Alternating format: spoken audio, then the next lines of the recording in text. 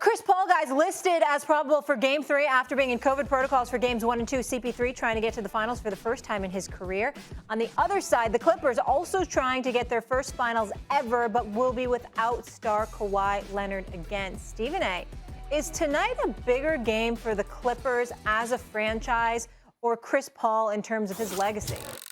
Max, could you go first on this, please? I'd like to hear what you have to say first. I'm happy to. It's another great question because there are good answers on both sides. I'm taking the Clippers.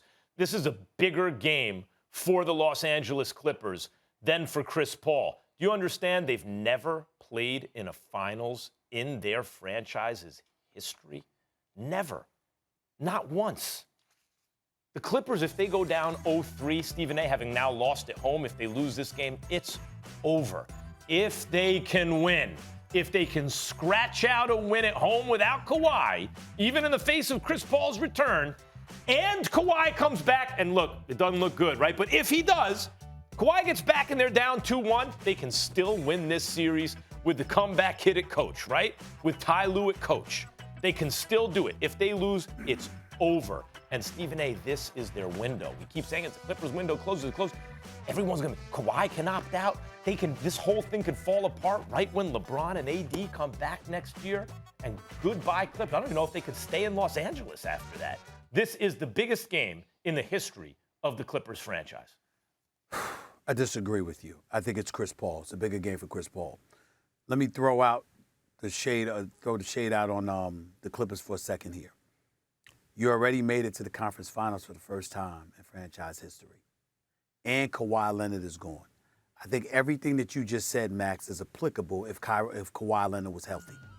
But with Kawhi Leonard being out, unfortunately, you have a built-in excuse of not ultimately winning it all because Paul George and Kawhi Leonard there together wasn't able to get it done. That's a different ballgame.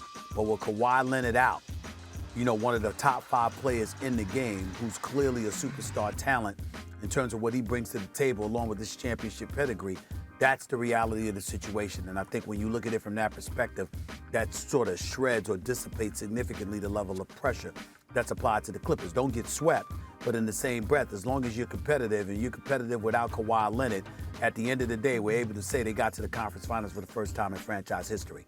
In the case of CP3, this is the closest he's ever been to a championship. Now, I know you would say Houston, but that was James Harden's team. Chris Paul was there, but it was still James Harden's team. This is CP3's team. Phoenix is rolling. They've got a 2-0 lead in the Western Conference Finals. They're 2 games away from his first ever trip to the NBA Finals. And a slew of injuries, which is what derailed him throughout his career, has now happened to other people. And so because that is the case, all right, when you look at this Phoenix squad who won 2 games without him, if they come back and they lose with him and he doesn't get to the NBA Finals this year, he's going to be frowned upon even more than the Los Angeles Clippers. I think he's played he had a bigger game once upon a time in a Game 7 against the Golden State Warriors where injury precluded him that was the first round game. Ultimate. That was the first round game, yeah. Thanks for watching ESPN on YouTube. For live streaming sports and premium content, subscribe to ESPN+.